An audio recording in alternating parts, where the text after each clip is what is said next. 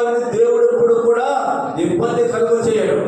దేవుడి మాటను వింటున్నాము అంటే మనకున్న శత్రువుని అపవాది మనకు శ్రమలు పెడుతున్నది. శ్రమ పెట్టారు అని చెప్పి నువ్వు ఈ అర్థంగా దేవుడి సన్నిధికి రాకపోతే నీకు నీవే ఇంకా శ్రమలు ఎక్కువ చేసుకుంటావు. దేవుడి స్తోత్రము కలుగును గాక. విశ్వాసం వేరు, అల్ప విశ్వాసం వేరు. మనిషి బ్రతుకు వేరు, పశువుల బ్రతుకులు వేరు. అన్నిటికంటే మనకు జీవమునిచ్చాడు, ఎదిగించాడు, సత్యం ఇచ్చాడు, నడవమన్నాడు. నీ కాళ్ళు సరిగా నడవలేకపోతున్నాయి. దేవుని నామానికి స్తోత్రం కలుగును గాక. చూడండి, ఒక మాట నేను చెప్తాను. దేవుని నామానికి మహిమ కలుగును గాక. ఒక చక్కని మాట చెప్పడం ప్రారంభిస్తున్నానండి. వినండి మీ అందరూ కూడా. రోమా 9వ అధ్యాయము 5వ వచనం చదవండి.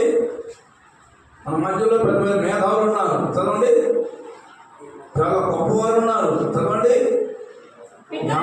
అమ్మా. చదువు. పితరులు మీరు వారి శరీరమును బట్టి క్రీస్తు ఎక్కడ పుట్టాడా?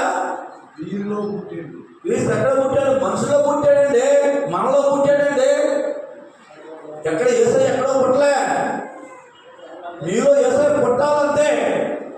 పుట్టాలి అంటే నీ బ్రతుకు మారాలంతే, నీ ప్రవర్తన మారాలంతే, నీ చూపు మారాలా, నీ క్రియలు మారాలా, నీ తలంపులు మారాలా, నీ ఆలోచన మారాలా. అప్పుడు యేసయ్య నీలో పుడతాడండి. ఏదో యేసయ్య పుడుతుందని చెప్పి సున్నాలు కొట్టుకోవడాలు, కొత్త గుడ్డ తెచ్చుకోవడాలు, మరి మనం కడుక్కోవడాలు, ఏదేదో అన్నీ ఎన్నెన్నో సుందరమైన పనులు చేస్తాం. కానీ యేసయ్య నీలో పుట్టలే. ప్రవర్తన మారితేగా పుట్టడానికి యేసయ్య నీలోకి రావడానికి.